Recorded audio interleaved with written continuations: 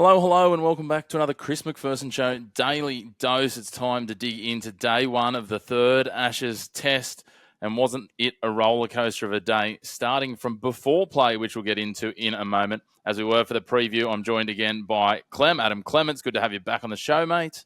Thanks, mate. Good to be here. Yeah, plenty to get through.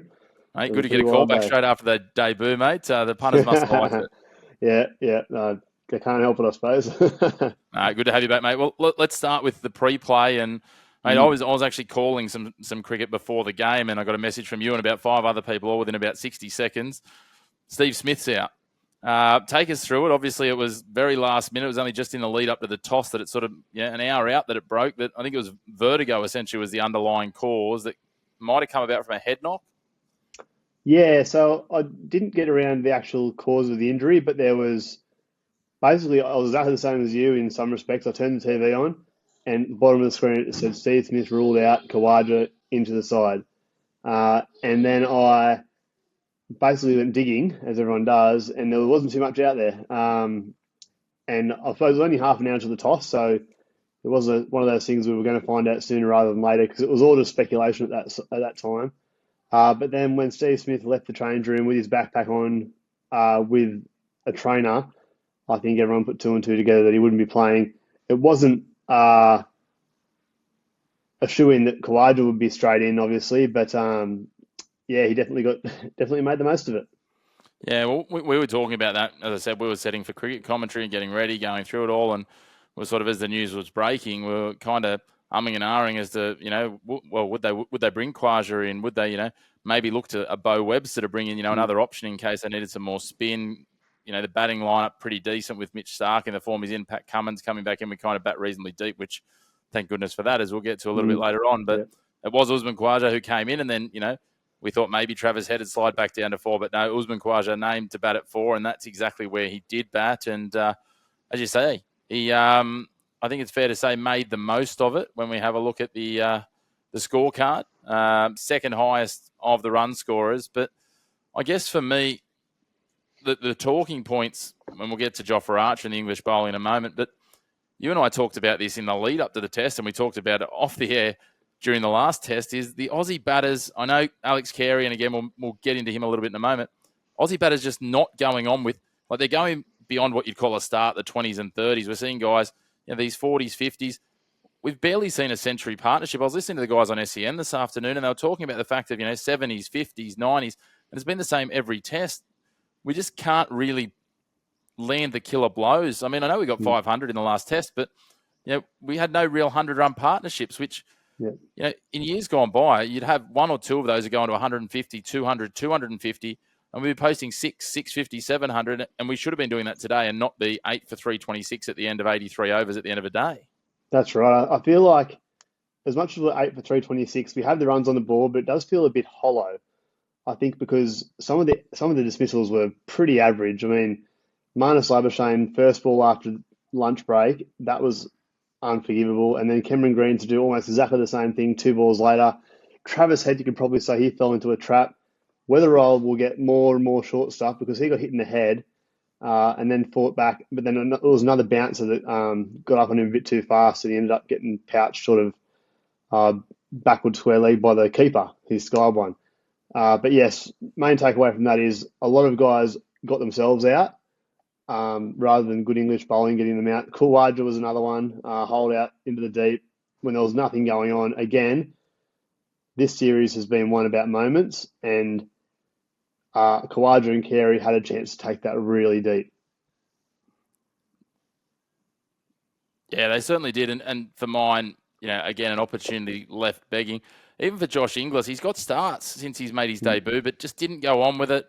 Probably should have done a better job of dealing with that tongue delivery. But, again, he's certainly not Robinson Crusoe in that manner as we've just gone through. But, some of those giveaways almost. And Usman's probably frustrated me because he was within sight of what would have been a landmark ton coming back in. It was almost shades of when he came in for Travis Head for COVID back in Sydney that we talked about in the preview. But anyway, I think we need to give credit where credit's due, and that is to Jofra Archer. 100%. His bowling today, 3 for 29. The Aussies just couldn't get him away. All the other bowlers outside of Stokes and Archer going for sort of 4, 5 and over. Even Stokes going at 3 and over didn't really do a lot, just sort of tied things up a little bit, got a bit tighter. But Jofra Archer was the standout from their attack. I think I mean, I'm sure you're with me on this. It's good to see him bowling well because it's exciting to watch even as a opposition fan. And it's the sort of it's the promise that we had before the series started that we would see fireworks, we'd see him come in fired up. His speed was up today, and he made some people look very uncomfortable, particularly Usman early on. And after Usman got dropped on 6, he obviously fought back from that, and that would have put us at 3 for 51. And that's just another moment where England could have put their foot on the throat, and they just failed to do that again. Yeah, I think both sides are probably guilty across the opening 2 and I a bit agree. less of missing opportunities to really take the game on and take control. We can talk about the English in Perth, but again, that drop didn't help. Quasha actually accelerated after that. He looked like he was struggling to get going. And the drop, I think he kind of realised, well, if I don't get a move on here, there'll be another one with my name on it soon enough. But certainly really interesting from that point of view. But I will doff my cap to Alex Carey. I would have liked to have seen him go on with more of 100, but to see him get a ton on home soil, you saw what it meant to his wife and family.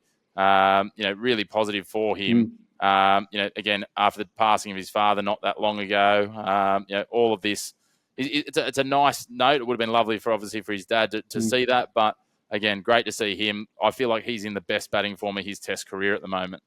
Absolutely. I actually heard something very funny on SEN this Arvo about Alex Carey.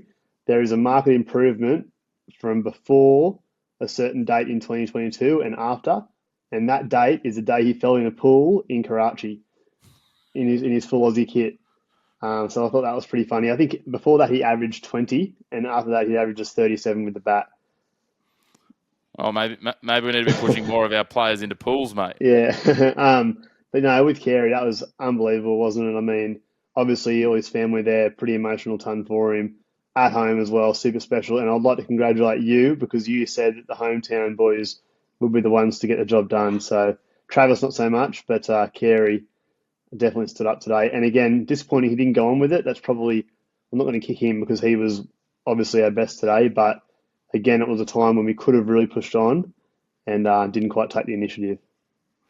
No, not quite. Probably could have gone on with it. And again, knowing some of that batting that we've got to come there, it might have been nice, especially alongside, Mitchell Starc. But Nathan Lyon in as he does. I'm not sure whether he's coming in as number 10 or the night watchman to save Scott Boland from the last little bit. That's either way, we know he likes to bat at 11, right? So, look, Stark's going to need a little bit of help tomorrow morning just to add a little bit more, maybe take us past that 350.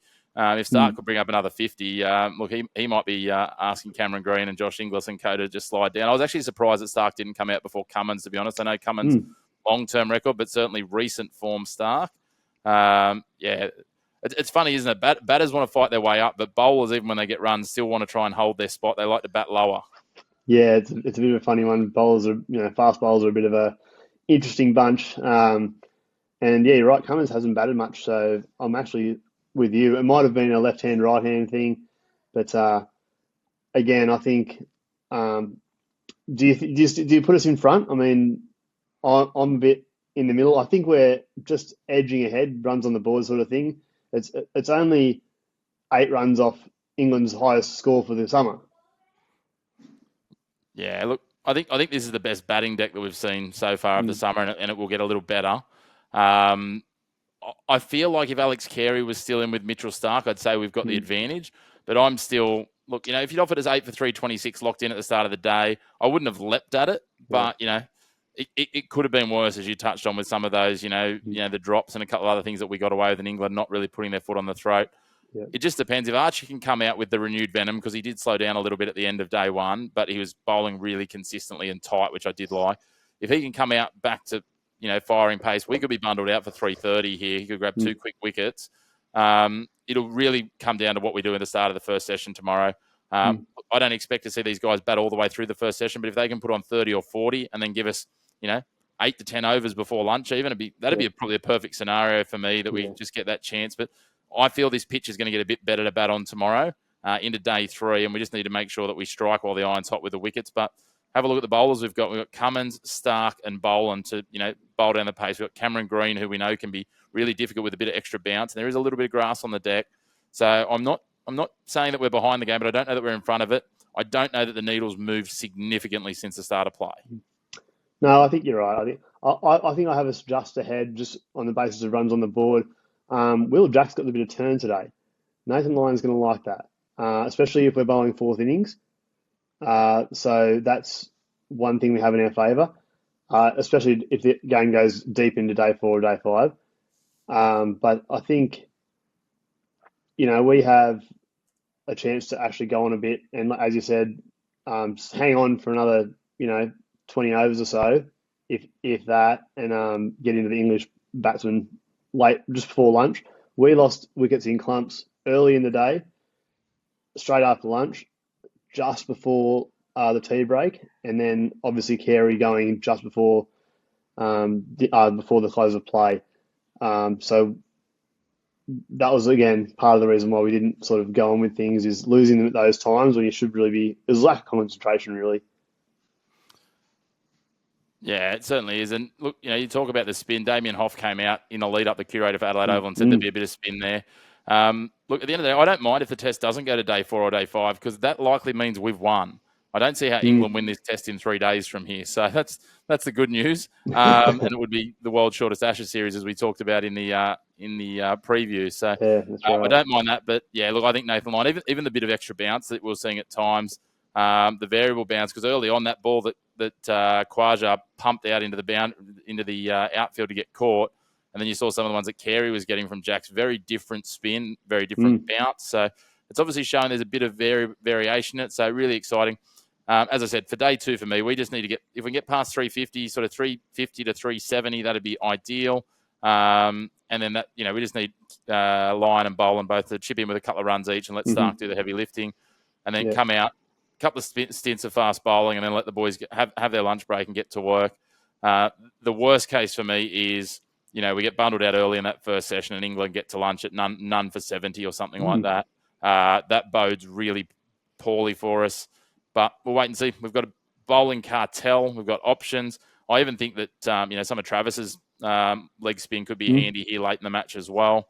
If we need it with a bit of bounce, that the pitch will start to break up. So there's a bit for everyone in it. Certainly, as you say, runs on the board is a good thing. What's your, look ahead to day 2? What do you need to see from each of the sides in terms of if they want to grab the upper hand? Well, England just need to get the first 2 wickets straight up. They've got a brand new rock. I think it's only 2 overs old. Jofra will be fresh. He'll be feeling very confident after today. So, yes, if they can go into lunch only 1 down or none down, the best time tomorrow's bat is going to be after lunch, because it's going to be very hot. Even our guys that are conditioned for that, it's not a good recipe for the rest of this game and the rest of the series. So it really would have been a time that Australia would have loved to have England out in the field, but obviously not to be, unless these 2 can hang on. For Australia, obviously, it's just going to be soak up as many balls as they can, sap as much energy out of the bowlers as they can, and really, those 2 opening batsmen for England, they're going to be expecting to bat within the first hour. And if you can get into their minds that they're not going to be batting after then, and then all of a sudden it happens late just before lunch, that'll really give us the upper hand, I think. So by then, we're hoping to be maybe 370 or so, which is a very commanding score. Yeah, I agree. I think, too, if we can get an early wicket once we're bowling, if we can get Crawley or Duckett, we talked about Ollie Pope being under pressure, that can start to crumble things, because, both sides are going to expect this to be a good batting wicket, but it starts to put some doubts in your mind if we get a couple of early wickets. Mitch Stark doing Mitch Stark things, maybe a couple of wickets first over, that might be nice. But what we do know, another enthralling day of Test cricket coming to you from a steaming hot Adelaide Oval tomorrow. And again, we'll be back here tomorrow to break it all down on the Chris McPherson Show Daily Dose. Clemo, big thank you to you for coming on again, mate. Great to break down day 1 with you. Too easy. Thanks a lot for having me, mate. Look forward to some more. Certainly look forward to having you back. If you haven't already, make sure you hit subscribe down below. You can follow along on our social media channels too and keep up to date with our highlights and tidbits in between at The Chris Mack Show on X, on Instagram, on TikTok and on Facebook. But until next time, a big thank you to you for tuning in to your home of the black and white of sport. No grey opinions here.